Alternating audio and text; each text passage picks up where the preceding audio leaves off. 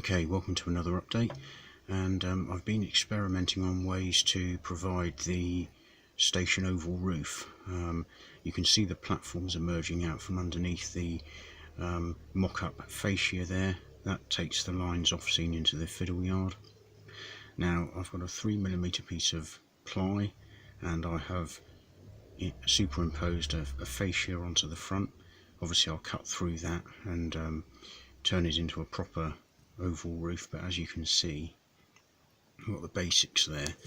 Now what I will do is obviously cut that out, tidy it up and put it in there.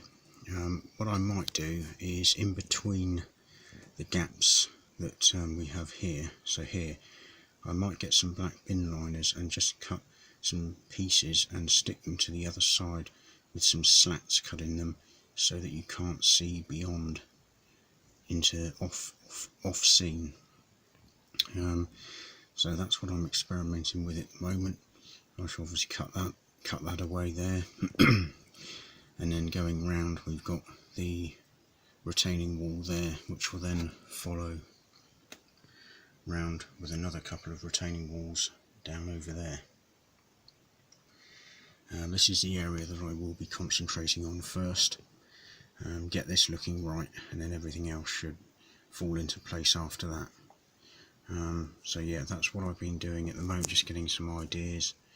I thought about having a road bridge going across, but then again I want to keep it simple. I like the idea of a fascia there. I just think it looks good.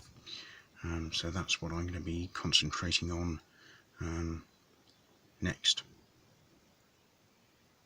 Just a quick mention on my shelving gun layout, which if you've been following my channel, you'll know that I have a 10ft by 2ft continental end gauge layout, which I started originally as a terminus to fiddle yard on an 8ft by 2ft baseboard. I added a 2-foot extension to make it a continuous run with a fiddle yard. At the back there you can just see 4-road fiddle yard with 2 other fiddle yard roads disappearing through there, coming to a halt. I also added some additional point work so that these through lines here all connect up with each other, allowing a bit more operational variety.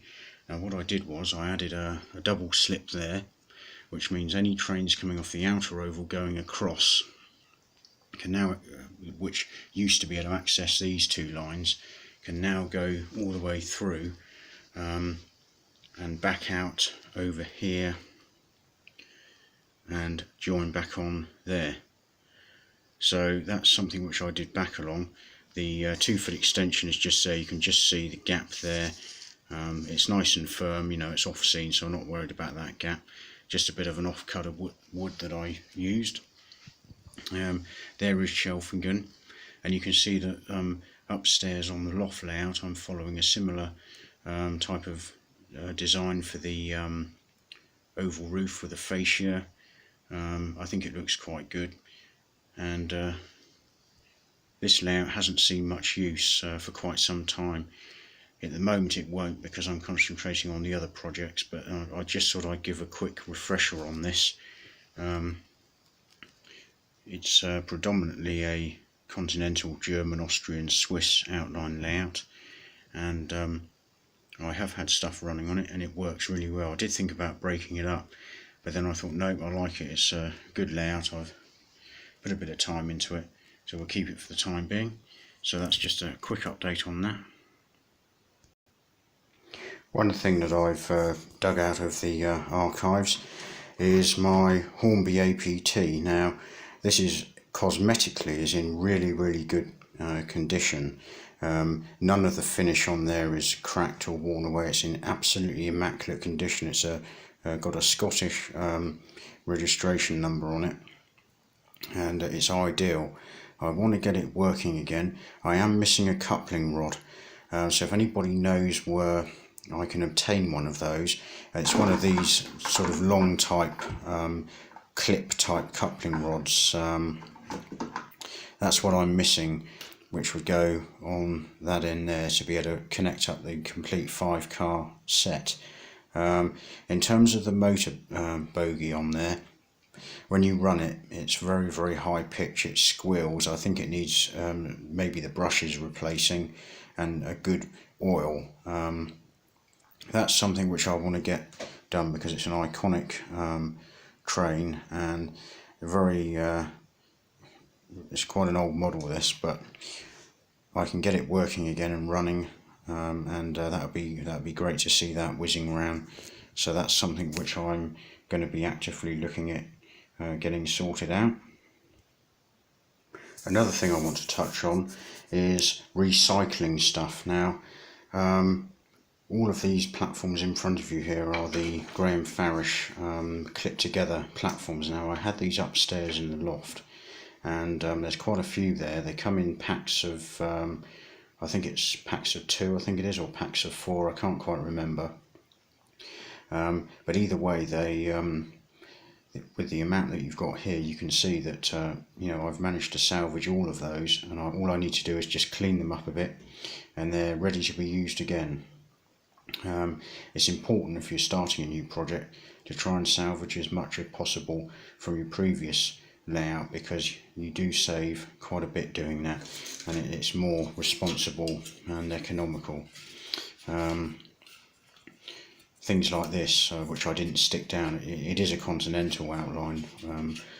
Looks like something from Fylingdales, doesn't it? Some sort of, but yeah, I've obviously managed to salvage that. I should probably use that somewhere.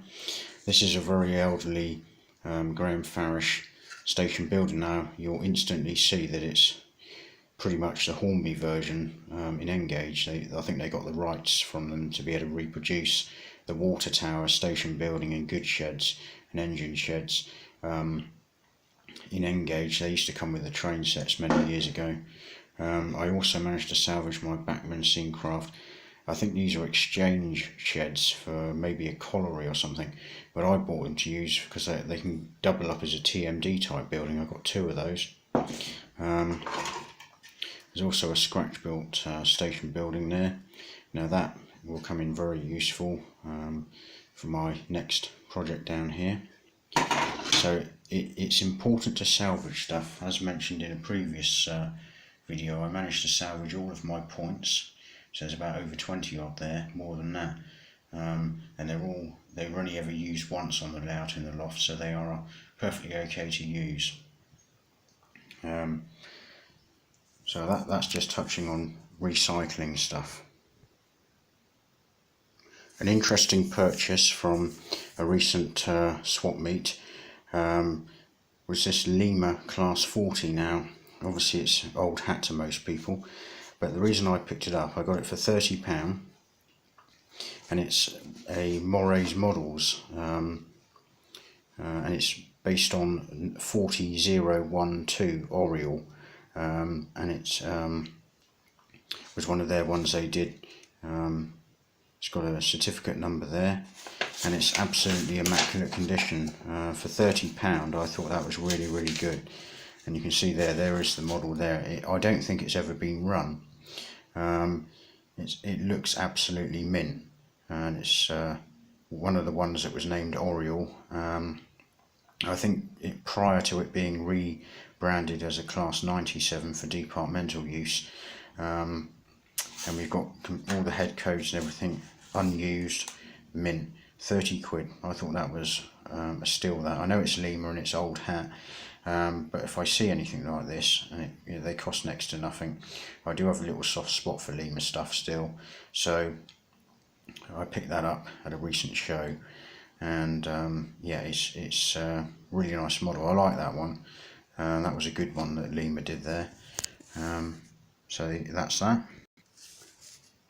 Another scenic item which I picked up, which I think is quite useful, is this Gaugemaster code reference GM375 asphalt road surface, 1 metre long, self-adhesive road surface. This is 00 gauge. They do it in N gauge as well. It's suitable for HO as well. It's Gaugemaster, but in association with Nock, which is a German scenic manufacturer, and it is self-adhesive road surface. Now, you can apply it straight to the baseboard, you can apply it to other surfaces as well. it is good stuff. You can flex it a little bit to bend it if you want. I've used it a few times, and if you put it down and it's not quite right, you can easily peel it back up again and realign it. You can cut it as well, so that you can obviously fit it in with other pieces of road. It's quite useful, and of course it looks too pristine there, so one thing I've been doing, I've been just roughing it up a bit, making it look like the road's been dug up by utility companies and then filled back in, and you get a patchwork quilt of sort of dug up road and filled back in. And you can also put your own drain sort of covers as well, and things like that on it. So that's a useful scenic item. One thing I mentioned in the previous update, I picked up a P&D Marsh Models LMS multi-bracket signal. Now I have the signal there. It's static, obviously, a little bit overpriced I think, but it's nice, I like it. I wanted a decent signal. Now I don't know whether to put it up here, but obviously you've got quite a lot of signals there, and if you have it there, you've got to do it in such a way that it looks like it's going to be, you know, applicable to the various running lines. Or I may have it over here, but obviously it's got to be right, and where it is there, it might be okay there. I'm not quite sure. I think that might be okay. Just wait for that to focus.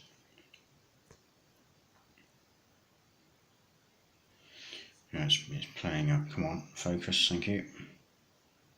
That's it. Right, so I may have it there because it covers all of the lines there, but it's not quite right, I don't think so. If anybody has any sort of ideas where I could put it on this portable layout, obviously around here it's not really going to be, it's more so for the terminus on the upper level there, or down here, or possibly over on this side over here. That was one other area I was looking at. So just wait for that to focus again. One thing I am doing on my updates now is filming them on my mobile phone camera, because I can pause during recording and cover a multitude of different subjects, and it's more useful when doing running sessions as well, so I can pause in between trains running. That makes a big difference to using a normal camera, which is cumbersome and also takes goodness knows how long to upload. With doing it on a phone, I can use my Wi-Fi and literally upload a video of 15 minutes in maybe 12-13 minutes. So much better. So I'm trying to make my videos a bit better quality and standard. They're not going to be, you know, epic blockbusters. They're going to be, you know, fairly basic, but that's one thing I'm trying to do, is improve on the content and the way they're done. So that's it for this update. I just thought I'd give you a snapshot of a bit of everything that I've been doing, and try and make the video content more interesting, and hopefully you've enjoyed that. Thanks to all my new subscribers. I've got about 179 now. That's really good. So thanks for subscribing and also leaving comments.